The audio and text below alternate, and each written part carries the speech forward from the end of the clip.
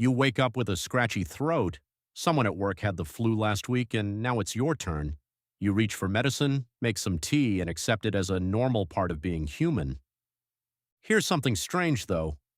For most of human history, this almost never happened. Ancient humans had no doctors, no hospitals, no vaccines, no antibiotics, no cold medicine of any kind. And yet, for hundreds of thousands of years, the kind of sickness you're dealing with right now was incredibly rare. Not because they were tougher than you, because the world they lived in barely gave disease a chance to take hold. So what changed? And why did getting sick, something we now treat as ordinary, used to be so unusual? The first clue comes down to numbers. Anthropologist George Armelagos spent decades studying human skeletons to trace the history of disease. His research on skeletal evidence from ancient burial sites points to something surprising. Early human bands were small, usually just a few dozen people, and they moved constantly. Most contagious illnesses need a certain number of people living close together to keep spreading. Too few hosts, and the germ simply runs out of new people to infect and dies out. A band of 30 people scattered across open land wasn't just healthier by chance, it was mathematically hard for an epidemic to even get started. Then there's movement itself. Ancient humans didn't stay in one place for long. When a campsite started to accumulate waste or when nearby water sources became used up, the group packed up and moved on. This wasn't about comfort. It was, without anyone realizing it, one of the most effective disease prevention strategies possible. Waste didn't have time to build up. Water sources didn't get contaminated for long periods. The environment reset constantly before pathogens ever had the chance to establish themselves. Compare that to what happens when a group stays put. Every day adds more waste to the same patch of ground. Every week, the same water source gets used by more people, more times, with less time to naturally clean itself. Within a settled camp, the very conditions that create outbreaks quietly build up in the background, long before anyone gets sick enough to notice something is wrong. A moving ban never gave those conditions enough time to form in the first place. Diet played a role too. Early humans ate an incredibly wide range of foods, roots, fruits, nuts, insects, fish, and occasional meat, depending on season and location. This variety meant a wide range of nutrients supporting a strong immune system, rather than the narrow, repetitive diets that would come much later. This kind of dietary variety exposed the body to hundreds of different plant compounds throughout a single year. Some researchers believe this constant rotation of foods may have helped train and strengthen the immune system in ways a limited, repetitive diet simply can't match. Eating the same handful of crops every single day, which became common only after farming took over, offers far less of that natural variety. And then there's the animals, or rather the lack of them. For most of human history, people didn't live in close daily contact with large groups of animals. No barns, no pens, no herds sleeping a few feet from where humans slept. This detail turns out to matter more than almost anything else. Let's reconstruct a single day to see how this actually played out. A small band wakes at dawn in a temporary camp, built fresh just days before. The air is clean. There's no buildup of animal waste, no stagnant water nearby, no crowd of unfamiliar people passing through. As the group spreads out to forage, they move across open land, breathing fresh air, exposed to sunlight, covering long distances on foot.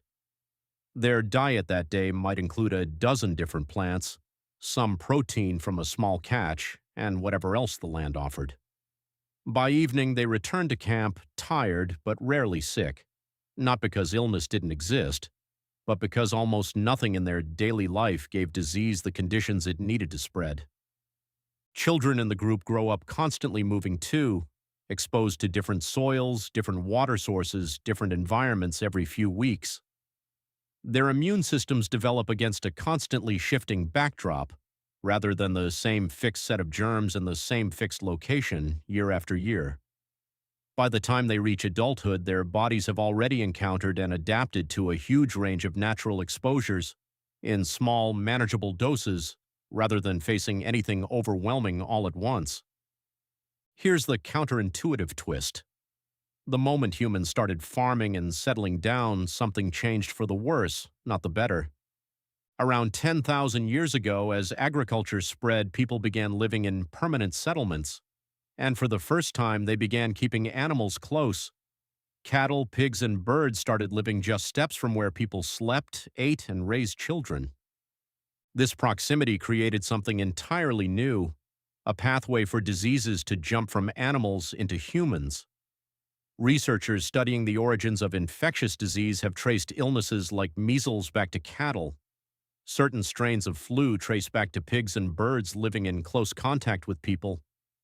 Even tuberculosis appears linked to livestock exposure in early farming communities. These weren't ancient human diseases at all.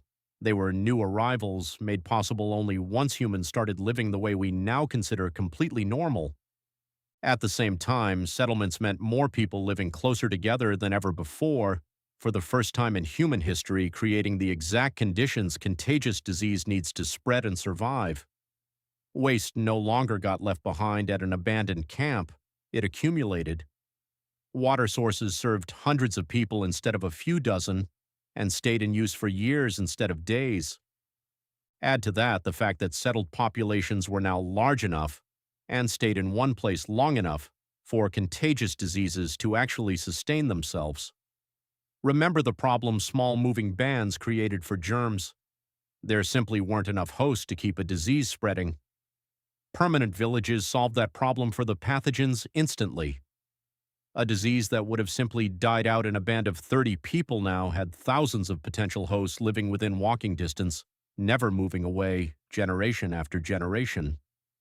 Evolutionary anthropologist Hermann Pontzer, who has spent years studying the Hadza, one of the last hunter-gatherer groups on Earth, found something remarkable when comparing their health to people in industrialized nations. Despite having no access to modern medicine, the Hadza show strikingly low rates of the chronic health issues that dominate modern life. Their bodies simply aren't exposed to the same conditions that drive many of today's most common health problems.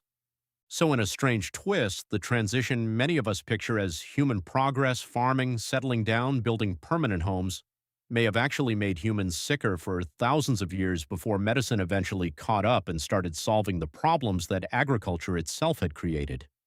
And think about that the next time you're stuck in a crowded office during flu season, breathing recycled air surrounded by hundreds of people your ancestors would never have encountered in an entire lifetime. Your body wasn't built for this. It was built for small groups, constant movement, fresh air, and space.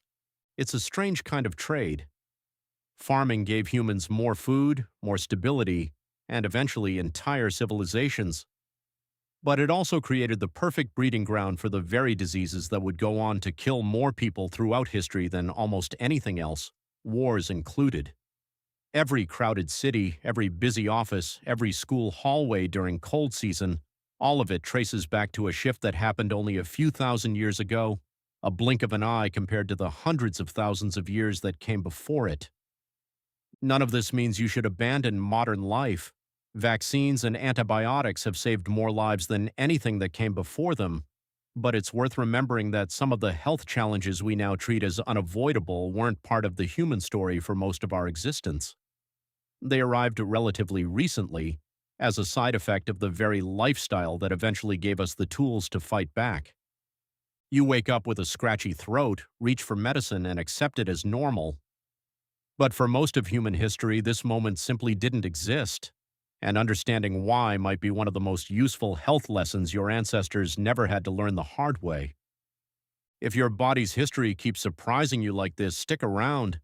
There's a lot more about how you were built that's still worth uncovering.